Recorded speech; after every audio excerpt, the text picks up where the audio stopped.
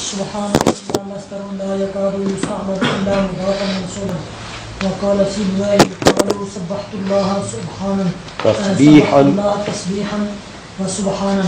المصدر التسبيح وسبحانا اسم يقوم مقام المصدر وقد أجري علما للتسبيح بمعنى التمجيد على الشذوذ نحو قول الأعشى يمدح عامر بن الطفيل ويهجو علقمة. قد قلت لما جاءني فخره سبحان من علقمة الفاخر. قيل تقديره سبحان علقمة على طريق التحكم ومن مزيدة. وقيل أصله سبحان الله من علقمة الفاخر. ورد عليه بأن تقدير المضاف إليه لا يكون إلا بالبناء على الضم أو بتعويض التنوين في المضاف فتأمل.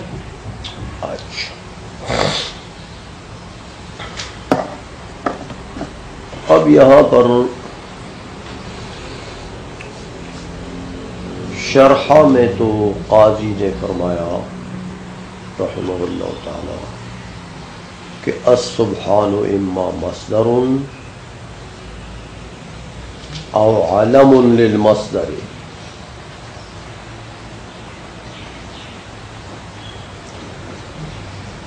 تو یہ تو انہوں نے گویا کہ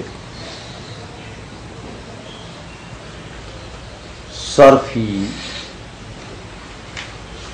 تحقیق کی ہے کہ سبحان صیغے کے اعتبار سے مصدر ہے یا عالم مصدر ہے.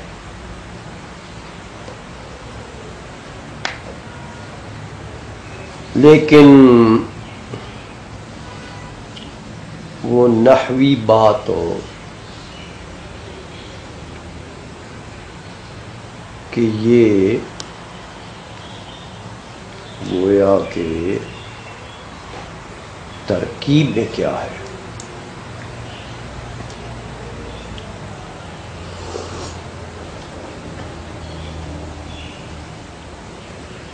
وہ رہ گئی تھی، اس لیے میں نے یہ لکھا اور فرما دیتے ہیں کہ میاں سبحان کا جو لفظ ہے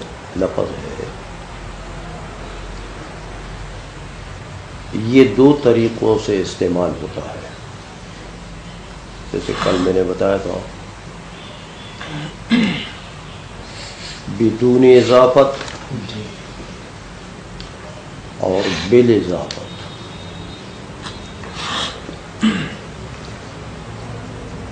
تو لیکن بالاضافت اس کا استعمال کثیر ہے اور بدون الاضافت اس کا استعمال قلیل ہے. یہ بتانے کے لیے، اور جب بالاضافت استعمال ہو تو اس وقت یہ میاں مصدر ہوتا ہے اور مفعول مطلق واقع ہوتا ہے فعل محذوف کے لیے. اسی لیے فرمایا لا یکاد یستعمل الا مضافا منصوبا. یہ منصوبا سے بتا دیا کہ یہ مفعول مطلق واقع ہوتا ہے ترکیب میں جب مضاف استعمال ہو.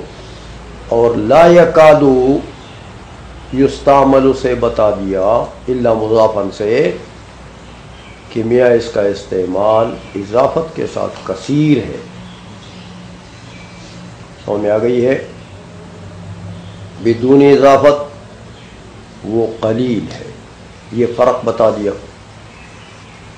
تو بدون اضافت ہو تو پھر وہ علم ہوگا، جس طرح میں نے کل بتایا تھا آپ کو. سمجھ میں آ گئی ہے؟ ایک تو یہ اس فائدے کے لیے کہ وہ نحوی بات رہ گئی تھی تو اس کو بتانے کے لیے منہیہ لکھا. یہاں سے غرض یہ ہے کہ ترکیب میں کیا واقع ہوگا. تو فرمایا مفعول مطلق استعمال دو طریقوں سے، لیکن مفعول مطلق اس وقت بنے گا جب مضاف استعمال ہو، اور اضافت سے اس کا استعمال کثیر ہے، بدون اضافت ہو قلیل ہے. سمجھ میں آ گئی ہے؟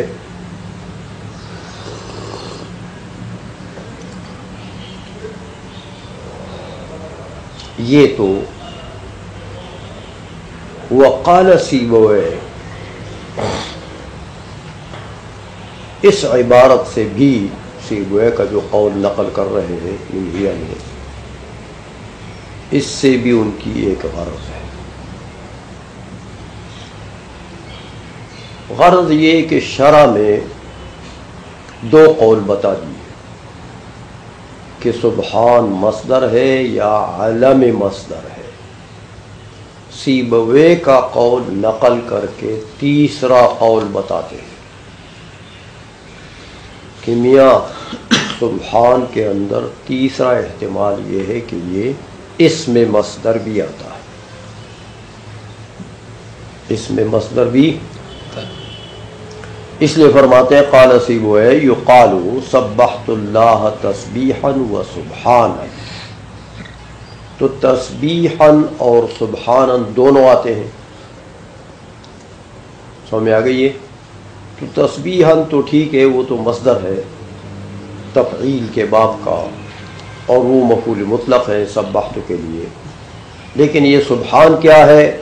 تو فرمایا فالمصدر والتسبیح وسبحان اسم یقوم مقام المصدر، سبحان جو ہے یہ اسم ہے جو قائم مقام مصدر ہے، یعنی اسم مصدر ہے۔ سمجھ میں آ گئی ہے؟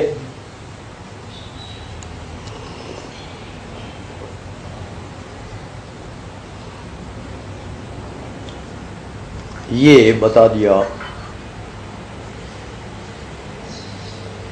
اب یہ بات آپ کو سیبویہ کے قول سے استدلال کر کے بتاتے ہیں۔ پہلی جو بات ہو گئی ہے کہ مصدر ہو تو مضاف کر کے اس کا استعمال کثیر ہے،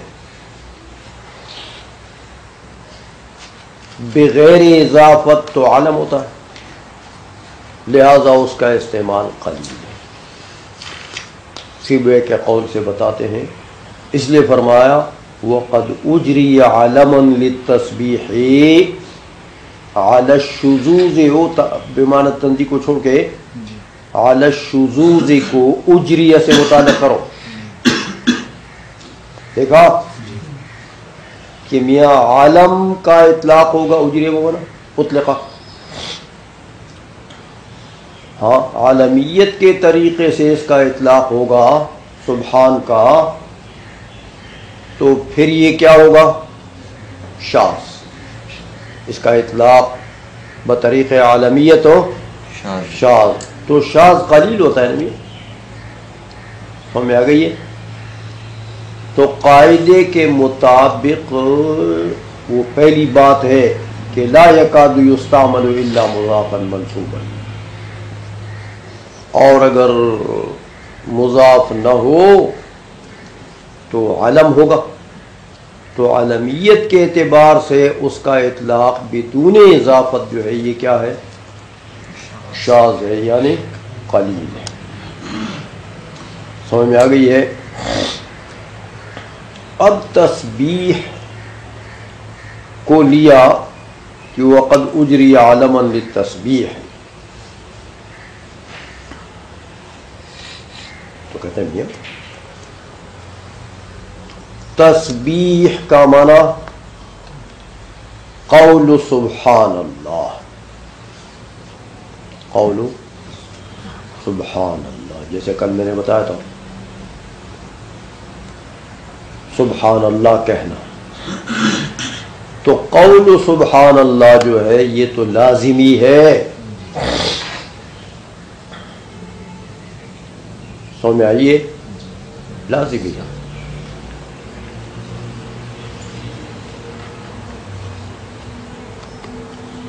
اور تسبیح جو ہے یہ باب تفعیل کا مصدر ہے، تو تفعیل کا جو مصدر ہے تفعیل کے وزن پر جو آتا ہے وہ تو متعدی ہوتا ہے، اس کا خاصہ ہے تعدیہ، سمجھائیے؟ تو عام علماء اس کا تسبیح کا ترجمہ کیا کرتے ہیں؟ قول سبحان اللہ، تو یہ تو متعدی کا ترجمہ باللازمی ہو گیا، تو متعدی کا ترجمہ تو لازمی سے کرنا یہ تو صحیح نہیں ہے میاں، اس لیے اس کا جواب دیتے ہیں، کہتے ہیں نا یہاں پر تسبیح سے مراد وہ قول سبحان اللہ مراد نہیں ہے، بلکہ یہاں مراد تنزیہ ہے۔ دیکھو بمعنی تنزیہ،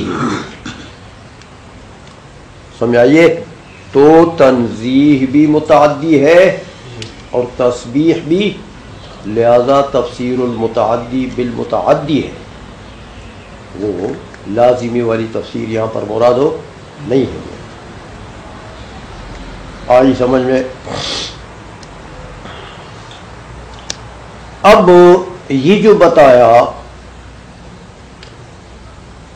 کہ میاں لا یکاد یستعمل الا مضافا منصوبا، مضاف اور منصوب کے طریقے سے استعمال ہوگا۔ سبحان جو ہے مضاف اور منصوب کے طریقے سے مفعول مطلق بنے گا، استعمال ہوگا۔ سمجھ آ گئی ہے؟ تو اگر عالمیت آ جائے تو پھر تو گویا کہ وہ مقطوعاً الاضافت ہوگا۔ تو ایک کی تو مثال دے دی، کس کی؟ سیبویہ کے قول میں عالمیت ثابت کر دی شذوذ کے طریقے پر، لیکن مثال تو نہیں آئی۔ سمجھ آ گئی ہے؟ اور باقی جو مضاف استعمال ہو وہ تو متن میں خود موجود ہے سبحانہ، تو اس کے تو مزید مثالوں کی ضرورت نہیں ہے۔ لیکن سیبویہ کے قول سے وقد اجری عالماً، اس سے تو عالمیت تو ہو گئی ہے، اور شرع میں بھی عالمیت کا ذکر کیا ہے انہوں نے، لیکن اس کی مثال تو نہیں دی ہے، اس لیے یہ قول اعشا سے اس کی مثال دیتے ہیں۔ کہتے دیکھو میاں یہ اعشا شاعر ہے، اور یہ اصل میں عامر ابن طفیل کی گویا کہ مدح کرتے ہیں اور علقمہ کی حج وہ کرتے ہیں۔ دونوں کو صحابہ میں شمار کیا ہے رضوان اللہ تعالیٰ علیہ مجمعین، لیکن فرماتے دیکھو وہ عائشہ کہتا ہے کہ قد قلت لما جاءنی فخرہ، جب مجھے حضرت علقمہ کی فخر اور افتخار کی باتیں پہنچی تو اس وقت میں نے یہ کہا کہ سبحان من علقمۃ الفاخری، یہ میں نے کہا سبحان من علقمۃ الفاخری۔ تو یہ جو سبحان ہے دیکھو میاں یہ عالم ہے تسبیح کے لیے اور مقطوع عن الاضافت ہے، لہذا یہ عالمیت کی مثال ہو گویا کہ آشا کے شاعر کے قول کے اندر یہ مثال ذکر کر دی ہے، تو عالمیت کی مثال ہو گئی ہے۔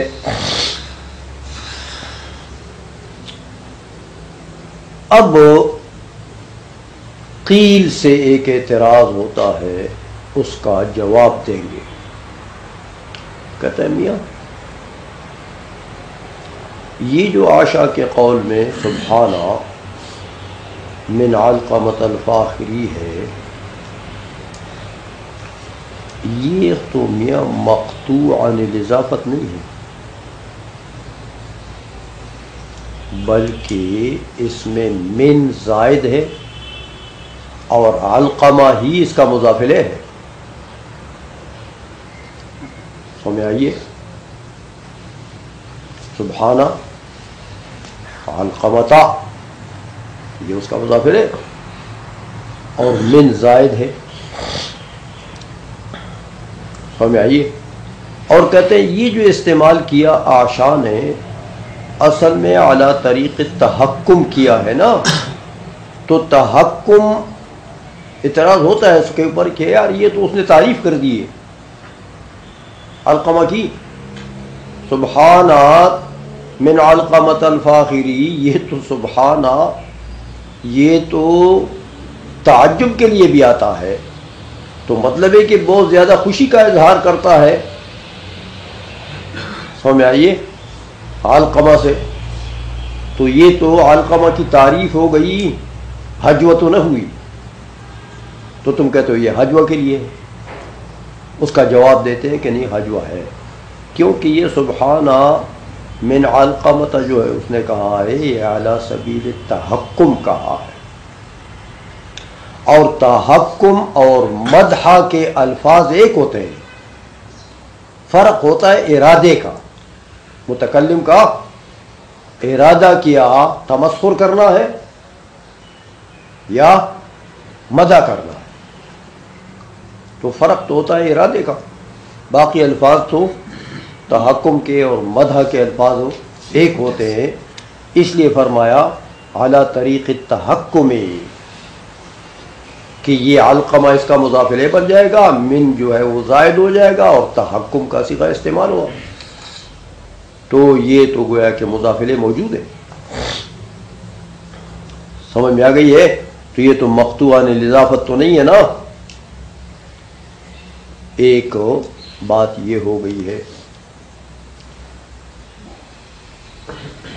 وکیل سے اور بھی ایک اعتراض ہوتا ہے، اس کو ایک طریقہ ہے، کہتے ہیں تم نے کہا کہ یہ شعر میں جو ہے یہ عالم ہے اور یہ مقطوع عن الاضافت ہے، تو یہ اصل میں ایسا نہیں ہے، اس کا تو یار مضاف الیہ مقدر ہے، اصل اس کا ہے سبحان اللہ من علقمۃ الفاخری، تو وہ سبحان اللہ مضاف الیہ جو ہے لفظ اللہ وہ مقدر ہے، سمجھ میں آ گئی ہے۔ یہ دو اعتراض قیل سے نقل کر دیے انہوں نے، سمجھ میں آ گئی ہے۔ تو پہلا تو ظاہر بات ہے کہ اس کا تو جواب دینے کی ضرورت نہیں ہے، قیل تقدیرہ سبحان علقمۃ، اس لیے کہ وہ تو ظاہری عبارت کے خلاف ہے، اس لیے اس کے جواب دینے کی ضرورت نہیں ہے میاں، ظاہری عبارت شاعر نے جس طرح بولی ہے اسی طرح عبارت محمول کرو تو کدھر ہو جائے گا پھر، سبحان علقمہ تو نہیں ہے، وہ تو من علقمہ کہہ رہا ہے، سمجھ میں آ گئی ہے۔ تو اس لیے دوسرے قیل کا جواب دیتے ہیں، سمجھ میں آئیے کہ یہ جن لوگوں نے کہا کہ یار یہ تو دیکھو مضاف ہے اور اس کا مضاف الیہ مقدر ہے، سبحان اللہ ہے اصل میں، فرماتے ہیں دیکھو وَرُدَّ عَلَيْهِ، یہ جنہوں نے مضاف الیہ کو مقدر مانا ہے اور سبحان اللہ بنا رہے ہیں اس کو، اس کا رد یہ ہے کہ دیکھو میاں مضاف الیہ محذوف ہو منوی یعنی مقدر، تو اس کے لیے تو شرائط ہے نہیں، یا تو وہ لفظ مبنی بر ضم ہوتا ہے تو پھر اس ضمے سے گویا کہ سمجھتے ہیں لوگ کہ یار یہاں پر یہ مضاف الیہ اس کا گویا کہ مقدر ہے، ضمہ دلیل ہوتا ہے، یا پھر ایسا ہوتا ہے کہ مضاف کے اوپر تنوین لے آتے ہیں عوض مضاف الیہ، سمجھ میں آ گئی ہے۔ جیسے حینئذ میں یومئذ میں یہ جو تنوینات آئی ہیں یہ عوض مضاف الیہ ہیں، تو ان دونوں میں سے تو یہاں کوئی چیز بھی نہیں ہے، عاشا کے قول میں سبحانہ نہ تو مبنی بر ضم ہے نہ اس کے اوپر تنوین ہے، تو کیسے تم اس کو اس کے لیے مضاف الیہ جو ہے وہ مقدر مانتے ہو؟ سمجھ میں آ گئی ہے؟ اس لیے فرمایا ورد علیہ بأن تقدیر المضاف الیہ لا یکون الا بالبناء علی الضم. ہاں مضاف الیہ اس وقت مقدر ہوتا ہے کہ جب مضاف مبنی بر ضم ہو، او بتعویض التنوین فی المضاف، یا مضاف میں اس کے عوض میں مضاف الیہ کے عوض میں گویا کہ تنوین لایا جائے، تو یہ ہوتا ہے پھر وہاں مضاف الیہ مقدر ہوتا ہے، لیکن وہ چیزیں تو یہاں پر ہے نہیں. فتأمل سے اشارہ کر گئے کہ میاں یہ جو تم نے کہا کہ مضاف الیہ اس وقت مقدر ہوتا ہے جب یہ دو چیزوں میں سے ایک ہو، تنوین ہو، سمجھ میں آئیے، اور یا مبنی بر ضم ہو مضاف، تو وہ دونوں نہیں ہیں، تو ان میں حصر نہیں ہے. مضاف الیہ کی تقدیر کا تم نے جو دو چیزیں بتائی ہیں ان میں حصر نہیں ہے. دیکھو میاں، مضاف کے اوپر الف لام نہیں لایا جاتا عوض مضاف الیہ، تو اس کا ذکر تم نے کیا، تم نے تو دو ذکر کر دیے، تنوین اور ضم. تو مضاف الیہ کے عوض میں الف لام بھی تو آتا ہے یار. اور کبھی مضاف مکرر بھی آتا ہے، ہاں، جیسے یا تیم تیم عادیین میں پڑھا ہے نا، ایسا بھی تو ہوتا ہے، تو اس کا ذکر تم نے کیا. سمجھ میں آ گئی ہے؟ اس لیے مضاف الیہ مقدر ہونا ان دو چیزوں میں منحصر نہیں ہے، اس کے علاوہ بھی بہت سی صورتیں ہیں جو مضاف الیہ مقدر آتا ہے. تو ممکن ہے یہ صورت جو ہے جو عاشا کے قول میں ہے وہ ضرورت شعریہ ہونا، یہاں پر کیا چیز ہو، ضرورت شعری ہو، تو مضاف الیہ کو اس نے چھوڑ دیا ضرورت شعریہ کی وجہ سے. ہمیں آ گئی ہے. اس لیے یہ تمہارا کہنا کہ بس ان دو کی وجہ سے آتا ہے یہ ٹھیک ہو نہیں ہے. ففہم سے اس کی طرف ہو، فتعمل سے اس کی طرف ہو اشارہ کر.